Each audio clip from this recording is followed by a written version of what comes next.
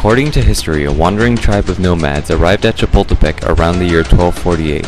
This vicious culture was barely able to survive by feeding on snakes and vermin, and they were driven around the Mexican Valley by other tribes in the area.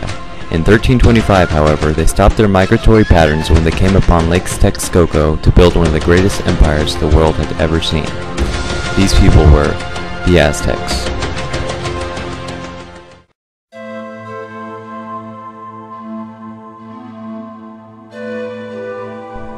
Seeing the sacred symbol of an eagle perched on a cactus eating a snake, the Aztecs knew this was the location of their homeland.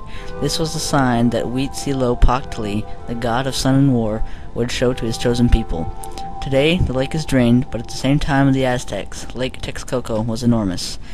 On a swampy island in the middle of Lake Texcoco, the Aztecs overcame many architectural obstacles and built one of the largest cities in the world.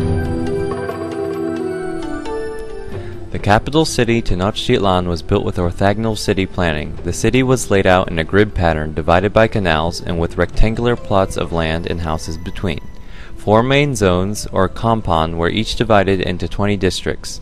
As the Aztec Empire came to dominate other tribes around Mexico, Tenochtitlan covered an estimated 5 square miles. The city was connected to the mainland by 3 main causeways, leading north, west, and south of the city. These causeways were interrupted by openings that allowed canoes and other traffic to pass freely, and removable bridges that also served a defensive purpose.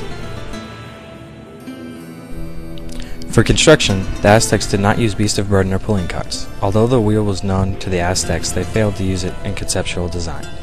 The insufficient technology of the region in that time period called for sheer manpower. Materials for building were brought from the mainland using the strength of peasants and slaves. The Aztecs utilized the environment of the lake as much as possible.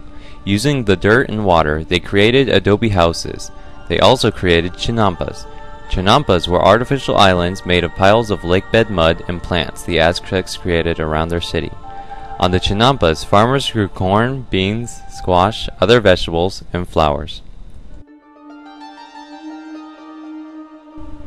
The Aztecs had no contact with European cultures before the 15th century. Great architectural minds such as Tezozomoc and Chimalpopoca devised new architectural innovations such as the aqueduct. Even though this invention is credited to the Romans, the Aztec aqueducts were the first in the New World. 2 double aqueducts, each more than 4 kilometers long, made of terracotta, provided Tenochtitlan with fresh water from the springs at Chapultepec.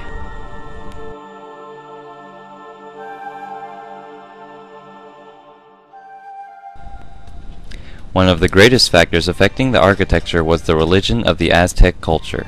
The Aztecs believed that if they did not please the supernatural beings above, the sun would not rise. To keep in favor of the gods, the Aztecs offered up the greatest sacrifice: human blood. The Aztecs sacrificed approximately 20,000 people a year in order to please the sun god. These offerings took place on sacrificial temples that the Aztecs built. These temples were pyramids that looked identical to the Egyptian pyramids, except for the fact that they had a flat top where the sacrifices could be held. The construction of new temple would not take place on an empty slot. If the new temple was constructed in the place of an older temple, the older temple was not destroyed. Rather, the new temple was built over the other one. The builders would add extravagant new layers to the old temple. Along with the temples, the Aztec built similar shrines wholly devoted to their gods. In Tenochtitlan, perhaps the most famous structure is the twin-stair pyramid, the Templo Mayor. This pyramid had 2 staircases and summit temples, each dedicated to a separate god.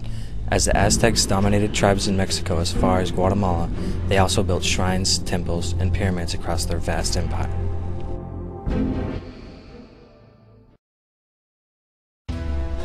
Generally, the Aztec cities had a multi-leveled, semi-democratic system of government. Formed in 1428, the Aztec Empire had immense emphasis on territorial expansion. Aztecs forced conquered peoples to pay tributes and taxes. Areas within the empire were organized as city-states, each ruled by a king from a dynasty. In Tenochtitlan, the wisest and most powerful leaders of each family constituted a city council.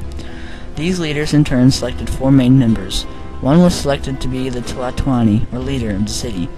The ruler was named the Great Speaker, and served as the empire's main administrative, military, and religious leader.